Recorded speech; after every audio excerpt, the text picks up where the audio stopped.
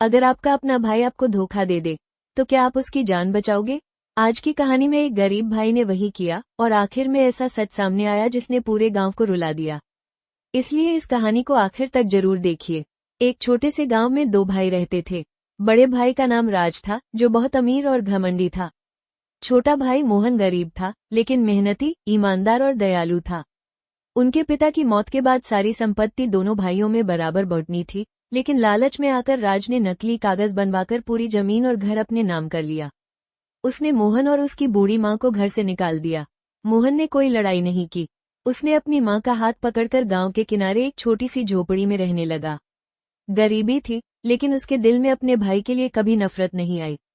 समय बीतता गया। राज पहले से भी ज्यादा अमीर बन गया, लेकिन उसका घमंड भी बढ़ता गया।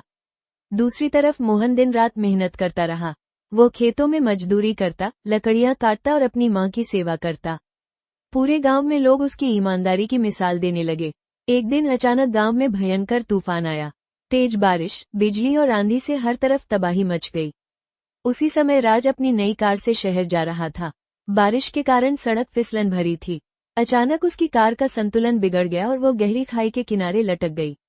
राज जोर जोर से मदद के लिए चिल्लाने लगा, लेकिन उस सुनसान रास्ते पर कोई नहीं था। उसी समय मोहन लकड़ियां लेकर घर लौट रहा था। उसने देखा कि खाई के किनारे एक कार लटकी हुई है। पास जाकर देखा तो अंदर उसका बड़ा भाई राज फंसा हुआ था। एक पल के लिए उसे अपना बीता हुआ समय याद आया, घर से निकाला जाना, माँ के आंसू और गरीबी के दिन। लेकिन अगले ही पल उसने सब भूलकर अपने भाई की जान बचाने का फैसला किया।